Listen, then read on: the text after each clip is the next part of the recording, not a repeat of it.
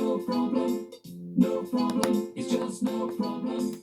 Steady Eddie is always ready to make that delivery on time. Doesn't matter if it's raining, you won't find him complaining. For Steady Eddie it is no problem. No problem, no problem, no problem, it's just no problem. Can he carry a heavy load? No problem. Can he drive safely down the road? No problem. Can he go long distance? Can he drive all night? Will he make sure the delivery gets there all right? No problem. No problem, no problem, No problem. no problem at all. No problem, It's just no problem. it's just no problem. No, I can do it. I really can. No problem, Absolutely It's just no no problem whatsoever. no problem, And he'll always do it with no problems. it's just no Sorry problem. about that. Top of the class. It was a bright, fresh morning at Steady Eddie's depot. Eddie had already been for his morning shower and was waiting for Freddie Forklift. "Where is he?" asked Eddie. "He'd better hurry up because I have to drive all the way to Scotland today with Jock the Tanker. He's going to the oil depots and I'm going to school." "Going to school?" said Loretta, confused. "Trucks don't go to school." "Well, not go exactly, but I've got a large delivery of desks and chairs to make to a new school in the Highlands." "Oh, I see," said Loretta. All of a sudden, there was a rattling and a clattering heading from the warehouse. "Hide your backs!" hooted Freddie Forklift as he squeezed his way between the trucks. "Time for loading!" And he lifted up a whole stack of desks and dropped them down carefully inside Steady Eddie. "Hang about, there's more to come!" And off he shot, back into the warehouse, tooting his horn as he went. "Oh, I don't know where he gets all his energy from," said Loretta. "I'm out of breath just watching him." "Toot toot, here I come," called Freddie as he shot back into the depot. "Chairs! Anyone want chairs? Lots of lovely chairs." "I do," said Steady Eddie. "Come on, load me up. I've got a long drive ahead of me." "Okie dokie," said Freddie, and up went the chairs as he loaded them into the back of Eddie. "Have a safe journey. See you soon." And off he shot before Eddie could say thank you. "Got to go," said Steady Eddie, driving past Loretta. "I'm meeting Jock down the road and I don't want to leave him waiting." So Steady Eddie left the depot and headed off to meet Jock.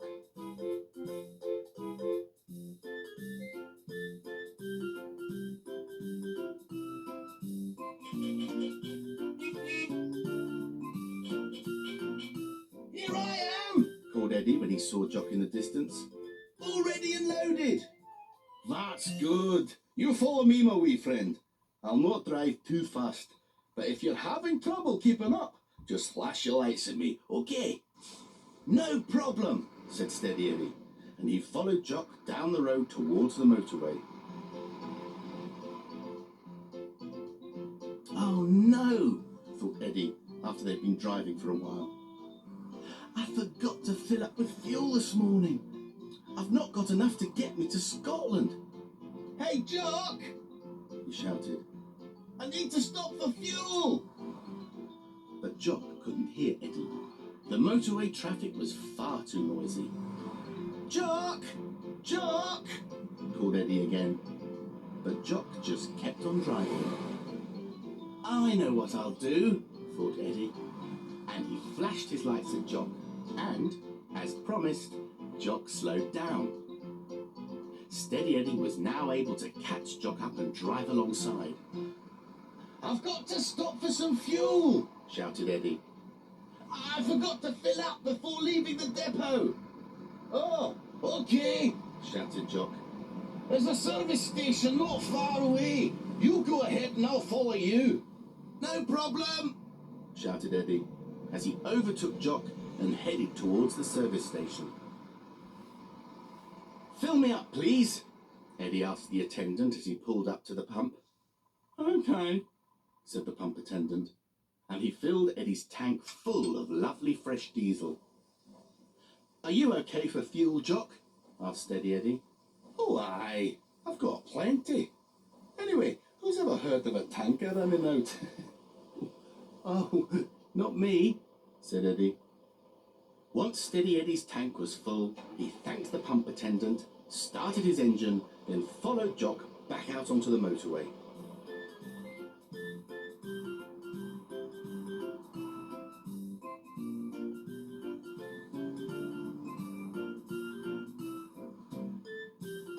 They drove for many miles until they eventually reached a big signpost with 2 arrows and the words "To Scotland" written on it. "Oh, which way now?" asked Eddie as he pulled up to the sign. "Well, both roads go to Scotland. One goes up over the hills and the other one goes down through the valley," explained Jock. "They're about the same distance." "Which road do you want to go on?" asked Steady Eddie. "Oh, I don't know," said Jock. "Maybe the one that goes through the valley and you can take the other one." "That's a good idea. I'll take the high road and you can take the low road." "And I'll be in Scotland before ye," laughed Jock. And off he went. "Oh, I'll wait for you at the big crossroads where the roads join up again," he shouted. "No, I'll be waiting for you," laughed Eddie as he headed up the road to the hills. No problem, no problem, no problem, it's just no problem. Steady Eddie is always ready to make that delivery on time.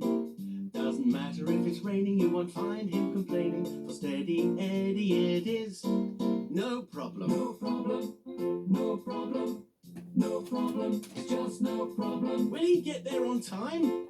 No problem. Will his paintwork and headlights shine? No problem. Will he be your best friend? Will he be polite? Will he make sure the delivery gets there all right? No problem. No problem, no problem, Absolutely no no problem at all. problem, it's just no problem. Oh, driving down the road, no No problem. problem, no problem, Just it's driving just is no no problem. problem. No No problem problem, at all. Oh, no I can drive all night. No I can drive all day. It's just No problem.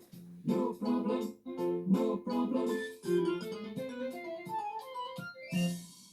Steady Eddie arrived at the big crossroads, but there was no sign of Jock. So he turned off his engine and waited. And he waited. And he waited even longer. "I wonder where Jock is," he thought. "I hope he's all right. I'd better go and see." So Steady Eddie started his engine and headed down the low road to see if Jock was all right. It wasn't long before Eddie could see Jock parked up ahead, and the tartan tanker didn't look very happy. "Are you all right?" asked Eddie, concerned. "Oh, yes," said Jock. "Have you been in an accident?" "Oh, no, said Jock. "Then have you broken down?" asked Steady Eddie. "Oh, not exactly," said Jock, embarrassed. "I've run out of fuel." "Well, it's no problem. I've got plenty of fuel, and you can have some of mine," said Eddie, as he pumped some fuel from his full tank into Jock's empty tank. "Oh, thank you. Right then, to the lorry park we go," said Jock, once he had had enough fuel. "Follow me!" And off they went. "Do you know, this is the second time I've been to Scotland today," laughed Eddie as they drove past the sign at the big crossroads. Jock just tutted and carried on down the road. When they arrived at the lorry park, Steady Eddie was very tired. He turned off his engine and gave a big sigh. "Phew, I'm glad we're here," he said. "Me too," said Jock. "I love being back in Scotland. I've had many adventures here. Did I tell you about the time I once met the Loch Ness Monster, by the way?" But Eddie didn't answer. He was fast asleep.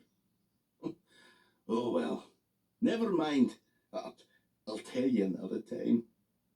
And with that, Jock shut his eyes and went off to sleep. The next morning, when Steady Eddie and Jock awoke, it was raining. "Oh, well, that's Scotland for you," said Jock. "One day it's sunny and the next is raining. Anyway, we'd better get going. You don't want to be late for school. And off they headed out of the lorry park on their way to make their deliveries. The school wasn't too far away from the lorry park, and they arrived with plenty of time to spare. Right then, wee Eddie. I'm heading up to the oil refinery. I'll be back in a few hours and we can drive back home together, said Jock. No problem, said Steady Eddie. I'll get unloaded, then go and do a little bit of sightseeing. Catch you later. Later then, said Jock, and off he went. I'm so glad you're here, Steady Eddie, said Mr. McHoward, the headmaster, as Eddie drove into the playground. I'll get the caretaker and some of the teachers to start unloading you.